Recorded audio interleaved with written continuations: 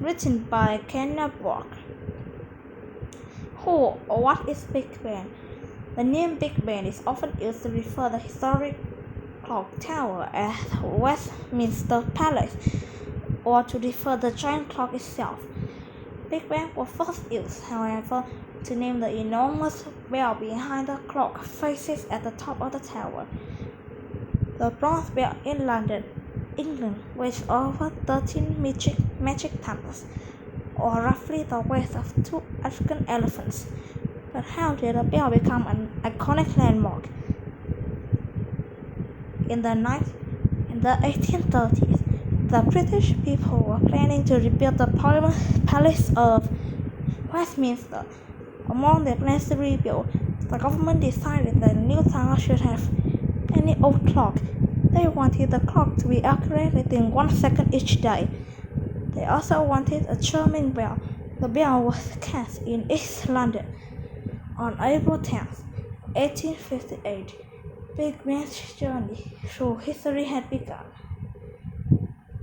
There are two most commonly accepted stories about Big Ben's acquired its name. In 1859, when the bell rang for the first time, Parliament called a special meeting to agree on the bell's name. Sir Benjamin Hall, a large man affectionately named Big Ben, gave a long speech. At the end of it, another member of the Parliament suggested that the bell be named Big Ben. Sir Benjamin's name is inscribed on the bell, adding credibility to this story. The other popular story centered on Benjamin Court, a big man and a heavyweight boxing champion of the time. Court was also nicknamed Big Ben, so some people believe that the bell was named for him. The history of Westminster. People can heard about London. The name of itself can bring to many red bushes, black cats, fish and chips, and Buckingham Palace. London offers all things and more.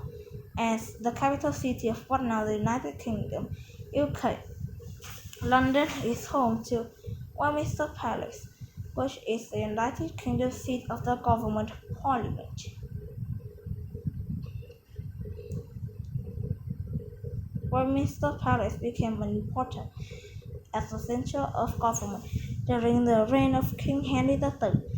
From 1216 to 1272, located before that time, the government tended to be located wherever the royal leader was.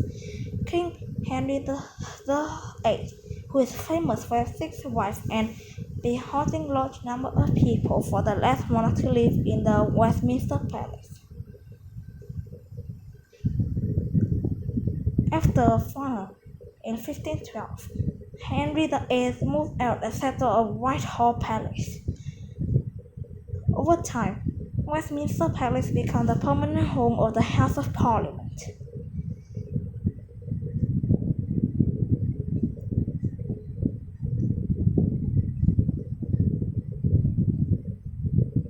The 5th of November, nearly 100 years after Henry VIII moved out, a plot developed that nearly caused the demise of Parliament and King James I.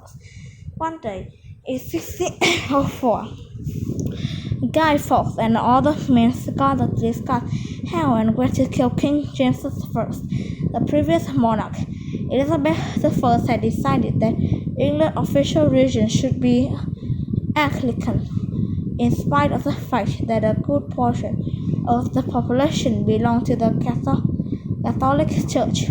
The conspirators were Roman Catholic and wanted to be free to practice their religion. Fire and reconstruction. Over 200 years after the Gunpowder Plot, an enormous fire in 1834 all but destroyed the houses of the Parliament. 6 years later, a competition was hosted through an architect, and Charles Berry won. Berry confidently estimated that the palace would take 6 years to build, and construction began. Berry's estimate was quite wrong, however.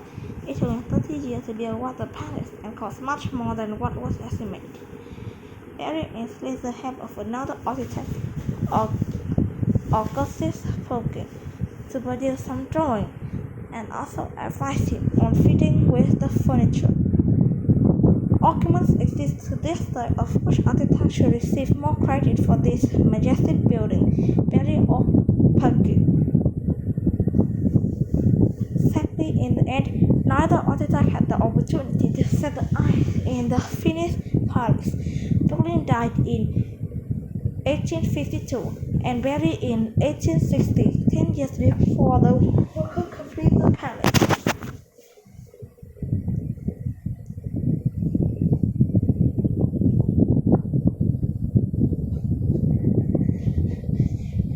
Inside the Westminster and Parliament.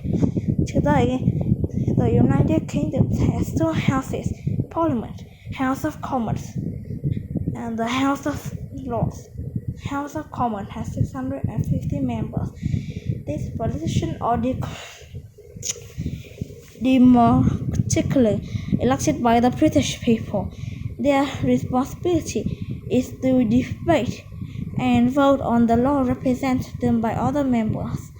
The number of members in the House of Lords varies and its members aren't elected.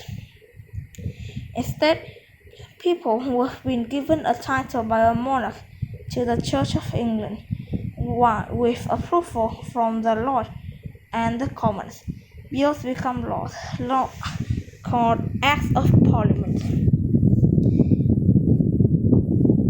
The towns of Westminster, the Victoria Tower at the southern end of the palaces of Westminster was named for the Queen Victoria, who reigned from 1837 to 1901. It is the tallest tower, standing at 98.5 meters, completed in 1860. It was for many years the largest square stone tower in the world. The tower was designed to house all original documents of Parliament and still does. Very few people are given access. The 91.4-meter central tower was designed as a chimney for smoke from fireplaces inside the palace. Unlike the two other towers, the shape is octagonal and has spires. The Elizabeth Tower at the north end is the most famous tower because it houses Big Ben. It stands 96.31 meters tall, and until recently it was simply known as the Clock Tower. I was in the Elizabeth Tower in 2012 to celebrate Queen Elizabeth II, the second 60th anniversary as Queen of England. The tower tilts to one side because some digging that were carried out in nearby streets, but fortunately it isn't in danger of failing.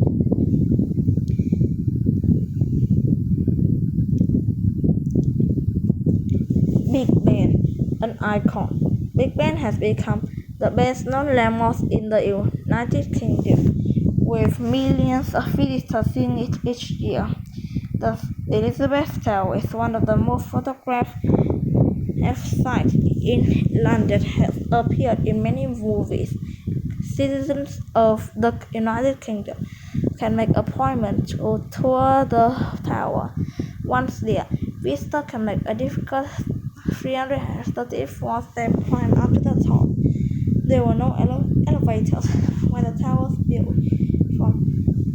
From 60 meters above the ground, guests enjoy a spectacular view of London.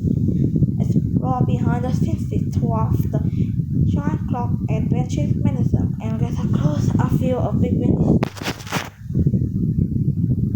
People from all around the world are welcome to visit the Houses of Parliament, and they can take a tour, watch debates, and even have afternoon tea here.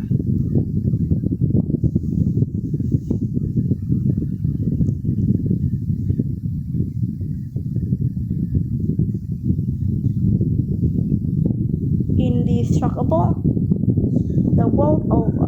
Big Ben and the Palace of Westminster are among the most recognized symbols of Britain. The structure has housed monarchs and politicians with understood destructive violence and intense bombing, yet it proudly stands today as a national monument. United Kingdom President and visitor are familiar with the bombing of Big Ben Bell. It broadcasts live on TV channel at midnight every New Year Eve. The entire country stops to observe 2 minutes in silence each year on November 11th, when Big Ben rings at 11 a.m. in remembrance of those who lost their lives in wars. Every quarter of an hour, Big Ben will remind us of its presence. Perhaps it always will. Good job.